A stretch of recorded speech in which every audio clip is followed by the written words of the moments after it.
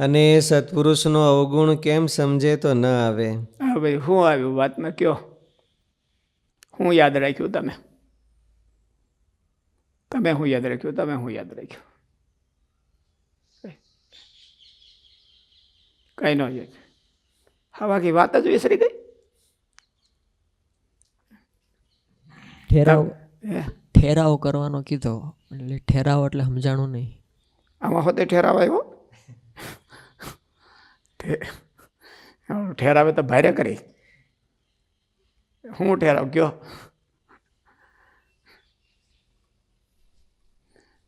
સદગુણ સાહેબ, તમે શું યાદ રાખ્યું? સત્પુરુષનું વર્તન છે એ પરલોકના સુખને અર્થે હોય છે, પણ આ લોકની આબરૂ કે આ લોકના સુખને અર્થે નથી હોતું. ફરીથી વાંચો, આખી વાત વાંચો. હવે આ વખતે બોલું તો હવે એમ વિયો ગયો, ઓસાણ રહ્યો નહીં ગયા. હાલો, આ વખતે ઓસાણ રાખો. અને સત્પુરુષનો અવગુણ કેમ સમજે તો ન આવે. ત્યારે સ્વામી બોલ્યા છે, જેને ઠેરાવ સામી દ્રષ્ટિ હોય તેને એમના અવગુણ ન આવે. તે ઠેરાવની વિગત છે. મહત્પુરુષ હોય તેમનું વર્તન તો પરલોકને અર્થે હોય, પણ દેહની આબરૂને અર્થે કે અહીંના સુખને અર્થે ન હોય. ને એમના સંગી હોય તેમનું પણ પરલોકને વિશે સારું થાય એમ જ ઈચ્છે છે, ને એમ જ તેને વર્તાવે છે. ને આ લોકના જે સુખ છે તે તો 4 પ્રકારના પ્રલયે કરીને નાશ થઈ જાય એવા છે, ને દુઃખરૂપ ને સ્વપ્ન તુલ્ય છે. એવી રીતે અનંત યુક્તિએ કરીને વાર્તા કરે છે. તે કહ્યું છે જે સંત એવા શું છિંદંતી મનોવ્યાસંગ યુક્તિભિ. હવે કયો, સરળ સાહેબ કયો. કયો દ્રઢ ઠેરાવ કરે કે પુરુષનો અવગણ ન આવે, મોટા પુરુષનો, તો એમનું હું કીધું? રિપીટ કરો તો. કેવો ઠેરાવ કરે કે જેનાથી અવગુણ ન આવે. તમે શું યાદ રાખ્યું? કેમ સમજે તો સત્પુરુષનો અવગુણ ન આવે, તો એના ઠેરાવ સામે દ્રષ્ટિ રાખે કે એ જે કરે છે એ આલોક માટે નથી કરતા, પરલોક માટે કરે છે, તો અવગુણ ન આવે. તમે શું યાદ રાખ્યું? ઠેરાવ સામે દ્રષ્ટિ હોય તો સત્પુરુષનો અવગુણ ન આવે, કે એનું વર્તન એ બીજાને વર્તાવે છે. તો મહારાજે વચનામૃતમાં તો એવું કીધું કે ઓલું નિંદા, ઓલું સ્તુતિ કરતો હોય નિંદા ન કરવા લાગે. એમાં શું કારણ બતાવ્યું? તો પંચ વિષયમાં રાગ હોય, સ્વ આદર હોય. મેં કીધું વિપરીત પણ ઘણું થાય છે. આવ્યો હોય ત્યારે તો અતિ વિનય, અતિ નિર્માને અને અતિ સ્તુતિ કરતો હોય, વખાણ કરતો હોય. બહુ સારા હો, બહુ સારા. હવે ક્યાંય નથી. પછી એનો એ જ વ્યક્તિ છે એ નિંદા કરવા લાગી જાય અને બધું ઊંધું ઊંધું કરવા લાગી જાય, તો કોઈ પણ વાતે એવું વિપરીતપણું ન થાય એનું સૌ ઉપાય છે. એવો પ્રશ્ન છે. પ્રશ્ન શું છે? પ્રશ્ન તો તમે પાકા કર્યા છે.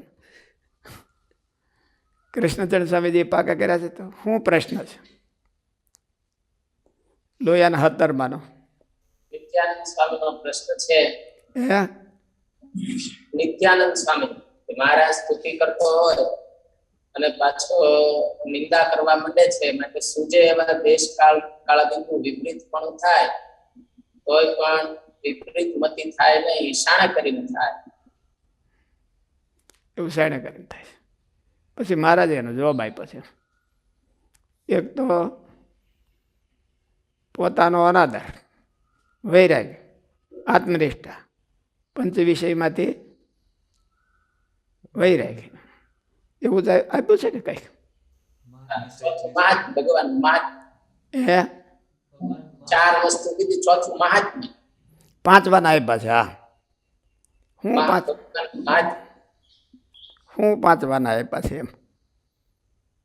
પોતાનો અનાદર, હમ પંચ વિષયમાં વૈરાગ્ય, પછી આત્મનિષ્ઠા અને ભગવાનનું મહાત્મ્ય. બરાબર. એમાંથી જ વાંચીએ થોડુંક. એ બહુ સારું છે, વાંચવા જેવું છે.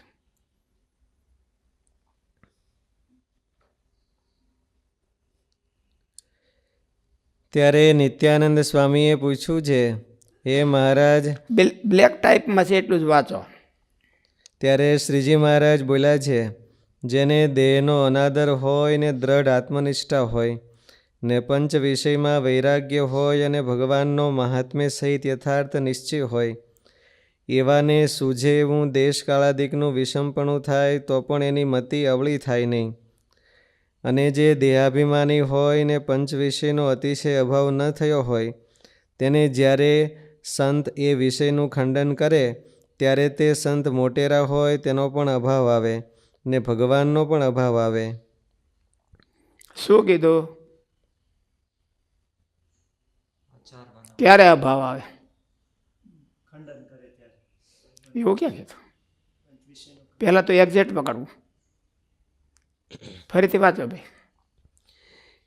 જેને દેહનો અનાદર હોય ને દ્રઢ આત્મનિષ્ઠા હોય ને પંચ વિષયમાં વૈરાગ્ય હોય અને ભગવાનનો મહાત્મ્ય સહિત યથાર્થ નિશ્ચય હોય, એવાને સૂઝે એવું દેશકાળાદિકનું વિષમપણું થાય તો પણ એની મતિ અવળી થાય નહીં. અને જે દેહાભિમાની હોય ને પંચ વિષયનો અતિશય અભાવ ન થયો હોય. શું કીધું?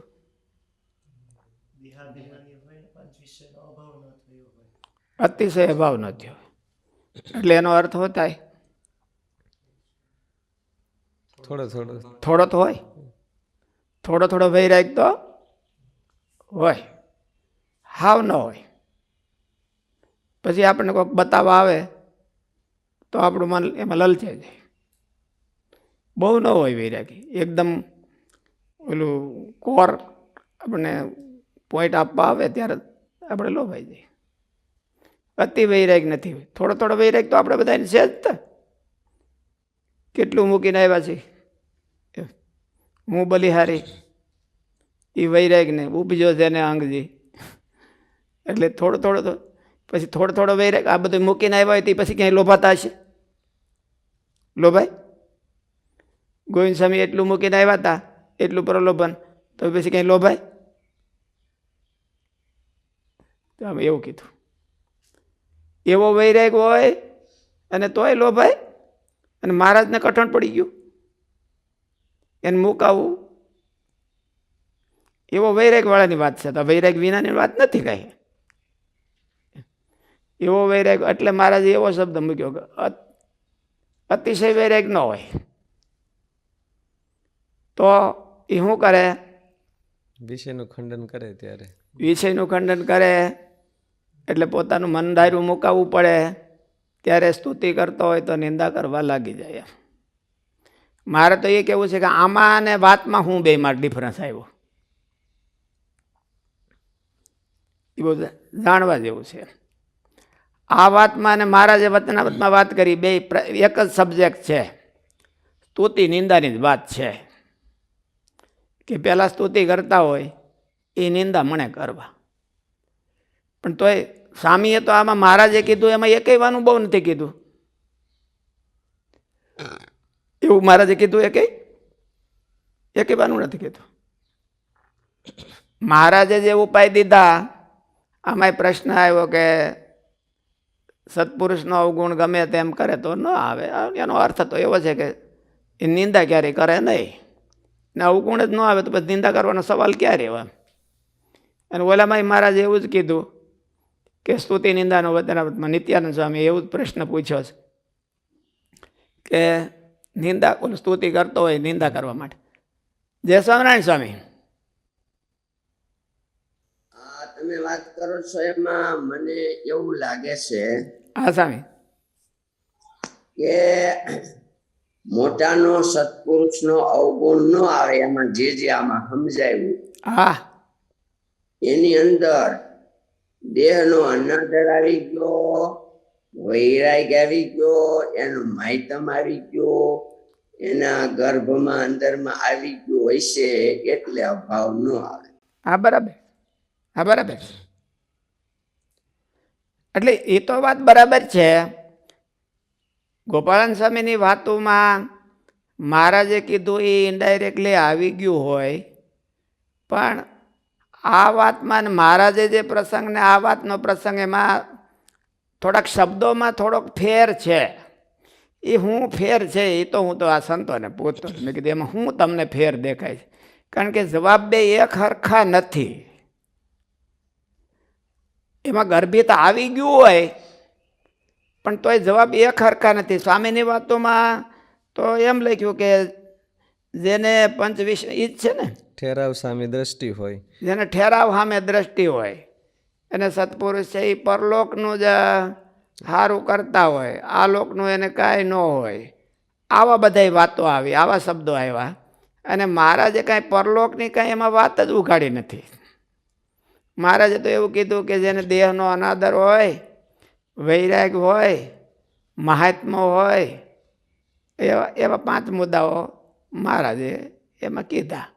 એટલે બેયને વાતને પ્રશ્ન એક છે અને મેચિંગ નથી, તો શું કરવાને એવું મેચિંગ નથી, એવો અમારે સંતોને પ્રશ્ન પૂછ્યો છે. કૃષ્ણચંદ્ર સ્વામીજી કયો. સ્વામ્યમાં એવું દેખાય છે કે મેચિંગ એક તો છે કે જગતના માર્ગમાં આને પંચ વિષયમાં જે રાગ છે અતિશય અભાવ નથી થયો, અને દેહાભિમાન છે એનો અર્થ એમ છે કે એને ઠેરાવ બરોબર કર્યો. અને આ વાતમાં ગોપાળાન સ્વામીની વાતમાં એવું દેખાય છે કે જ્યાં સુધી ઓલો મનુષ્ય ભાવ છે અને એનો ઓલો ભાવ નથી આવતો સત્પુરુષનો પરલોકનો અને આલોકનો ભાવ છે, ત્યાં સુધી એને પણ આ સમજણનો ઠેરાવ છે રહેતો.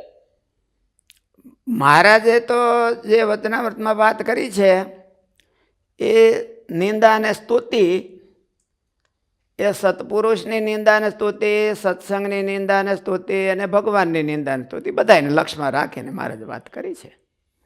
અને અહીંયા ગોપાળન સ્વામીની વાતોમાં તો ખાલી સત્પુરુષની જ વાત છે. એટલે નિંદા સ્તુતિ તો બે એક જ છે એમ, પણ તો છતાંય પ્રસંગમાં થોડોક ડિફરન્સ છે.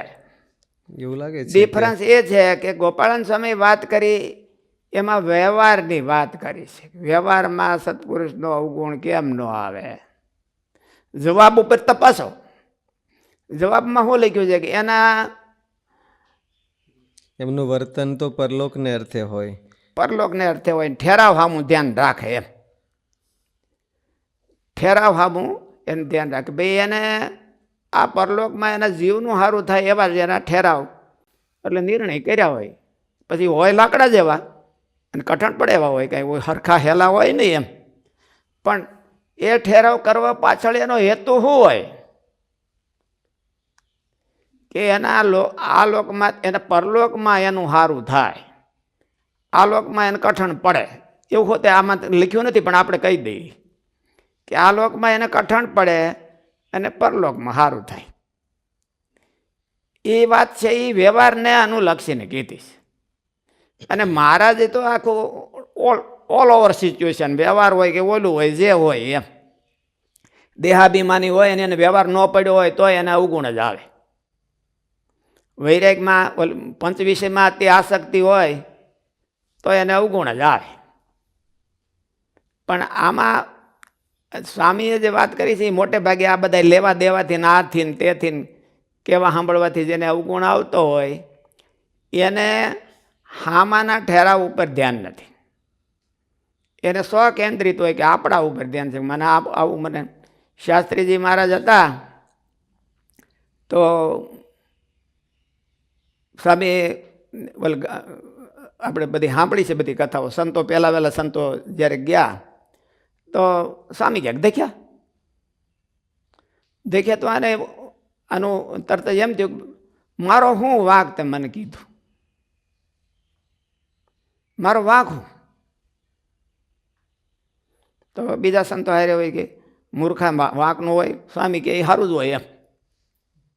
અને સ્વામીએ કાંઈ મનમાં આવ્યું હોય એમ તરત જ ઓલું કહી દીધું હોય એવું ન હોય કાંઈ. એનું પરલોકમાં સારું થાય એવું કીધું હોય ક્યાંક. આ લોકમાં કદાચ ને એને કઠણ પડે એવું હોતે હોય, પણ પરલોકમાં સારું થાય એવું કીધું હોય. પણ તો એનો એક ગાન બે કટકા એનો સ્વામીનો અવગુણ આવી ગયો અને પછી જ્યાં જતા આવી ગયા. તો એવું થાય તો પણ અવગુણ ન આવે એનું સ્વામી અહીં કીધું જવાબ. અને આમ તો હોતે અવગુણ આવી જાય એનું મહારાજે કીધું.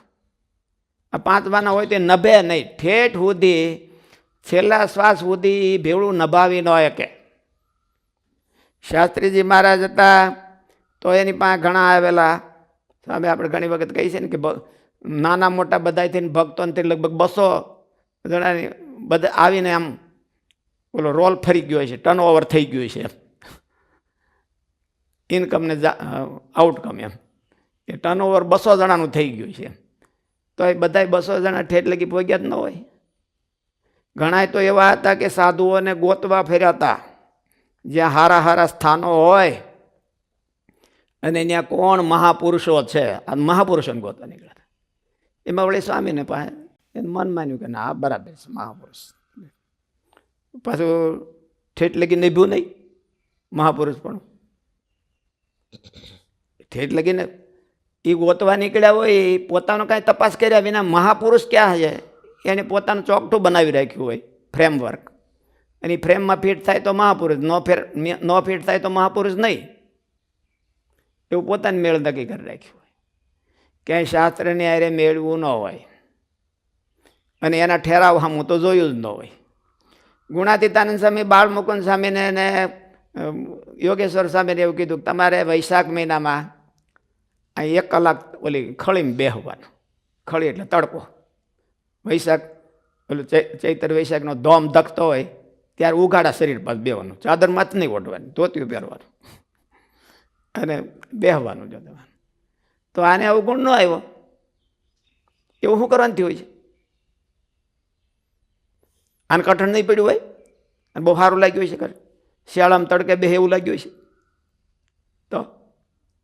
તો એને અવગુણ ન આવ્યો તો એને શું કરવા અવગુણ ન આવ્યો? અને આને કાંઈ ન હોય તો શું કરવાનો અવગુણ આવ્યો? આને કાંઈ વાતમાં માલ ન હોય તો એને અવગુણ આવી ગયો. અને જ્યારે આવ્યા હોય ત્યારે તો એની કંઈ વાત જ ન થાય એવું બધું હોય એમ. અને આને અવગુણ આવી ગયો અને ઓલાને અવગુણ ન આવ્યો. લ્યો આવું કર્યું વગર બાકે તો એને કીધું કે ઓલું ગીવ ધ કોઝ, કારણ શું એમ, વાય શા માટે તમે અમને બેહારો છો? અમે તમે કહો એનાથી ડબલ બેસશું પણ ક્લિયર કરો અમને, અમારો વાંક હું. એવું કીધું નહીં એને. શું કરવાનું નહીં કીધું હોય? વિશ્વાસ હોય. અગાઉથી ઠેરાવ કરી રાખ્યો. એ ઠેરાવ કર્યો હોય એ આપણું સારું કરે અને મનમાં નક્કી કર્યું હોય કે આમાં ક્યાંક આપણને ન હોતું હોય એવું આપણું સારું હોય છે એમ. એટલે એને અવગુણ ન આવ્યો. 50 જણાને આવ્યો હોય ને 1 જ જણાને નહીં આવ્યો હોય માંડ. એવા દાખલા ગોતવા બેહો ને તો 50 જણાને અવગુણ આવ્યો હોય આવા પ્રસંગોમાં, અને 1-2 જણાને ન આવ્યો હોય, એટલું જ થાય, બીજું કાંઈ ન હોય દાદા. એટલે કેને ન આવે તો કે એના ઠેરાવ સામું ધ્યાન હોય તો, અને એના ઠેરાવ કેવા હોય તો એને પરલોકમાં સારું થાય એવા હોય. આ લોકમાં જ કદાચ સારું નોય થાય અને મુશ્કેલી પડે. સારું તો થાય એવું જ હોય જ, મોટે ભાગે ધ્યાન રાખે કે સારું થાય એમ. પછી ગુણાતીતાનંદ સ્વામી આણે તો પૂછ્યું નહીં કે બાલમુકુંદ સ્વામીને એણે તો ન પૂછ્યું કાંઈ કે તમે શું કરો બેહારો છો. પછી સ્વામી એવું કીધું કે આ તમારા શરીર બહુ પેલા ધોળા છે એટલે તડકામાં બેહો થોડા કાળા પડે તો કોઈ નજર ન લાગે.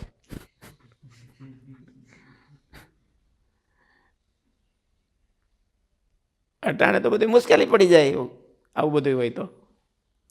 પણ એના પરલોકના ઠેરાવ સામું ધ્યાન હતું એટલે એને અવગુણ ન આવ્યો. અને આ બધાએ આવ્યા હોય ત્યારે તો એમ કે પૂંછડાની આંટી મારીને આવ્યા હોય, પણ પાછું પૂંછડાની આંટી વિખાઈ જાય, બધું વિખાઈ જાય અને પછી હામાં શિંગડા ભરાવે, એવું થાય. એટલે ઠેરાવ હામું ધ્યાન ન હોય, એટલું બીજું કાંઈ. ફરીથી વાંચો. અને સત્પુરુષનો અવગુણ કેમ સમજે તો ન આવે. ત્યારે સ્વામી બોલ્યા છે, જેને ઠેરાવ સામી દ્રષ્ટિ હોય તેને એમના અવગુણ ન આવે. તે ઠેરાવની વિગત છે. મહત્પુરુષ હોય તેમનું વર્તન તો પરલોકને અર્થે હોય, પણ દેહની આબરૂને અર્થે કે અહીંના સુખને અર્થે ન હોય. આવું હોય તો